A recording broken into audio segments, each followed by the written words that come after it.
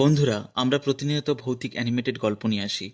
আমাদের ভিডিওগুলি ভালো লাগলে অবশ্যই চ্যানেলটি সাবস্ক্রাইব করুন আর নতুন ভিডিওর নোটিফিকেশন পেতে বেল আইকন চাপতে ভুলবেন না। রাত ঠিক ৩:০৭।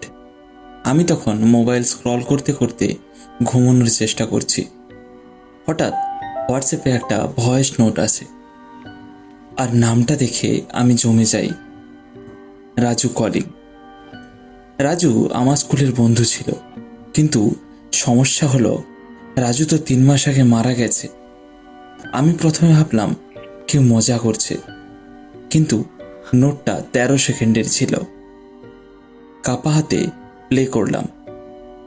প্রথম কয়েক সেকেন্ড শুধু শোঁ শোঁ শব্দ, তারপর আস্তে আস্তে একটা গলা, দোস্ত, দরজাটা খোল, আমি বাইরেই দাঁড়িয়ে আছি।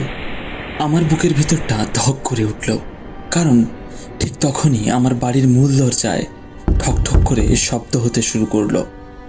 আমি ধীরে ধীরে জানলার পর্দা সরালাম। বাইরে কেউ দাঁড়িয়ে আছে, পুরো ভেজা শরীর, মাথা নিচু, তার হাতে একটা মোবাইল। হঠাৎ আবার ফোনে নতুন ভয়েস নোট আসে। জানালার দিকে তাকাস না। আমি সঙ্গে সঙ্গে পিছিয়ে যাই, কিন্তু তখনই বাইরে দাঁড়িয়ে থাকা জিনিসটা ধীরে ধীরে মাথা তোলে। আর আমি যা দেখলাম তা আমি কখনোই ভুলবো না। ওটার মুখ ছিল না, শুধু অন্ধকার আর সাদা দুটো চোখ। তারপর দরজায় প্রচণ্ড জোরে জোরে ধাক্কা লাগে, ধাম ধাম ধাম।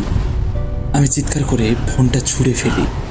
পরের দিন সকালে পাশের লোকটা দরজা ভেঙে আমাকে অজ্ঞান অবস্থায় পায়, কিন্তু সবচেয়ে ভয়ঙ্কর ব্যাপার ছিল অন্য কিছু। আমার ফোনে সেই ভয়েস নোট আর ছিল না, শুধু গ্যালারিতে নতুন একটি ভিডিও পাওয়া যায়, ১৩ সেকেন্ডের ভিডিও।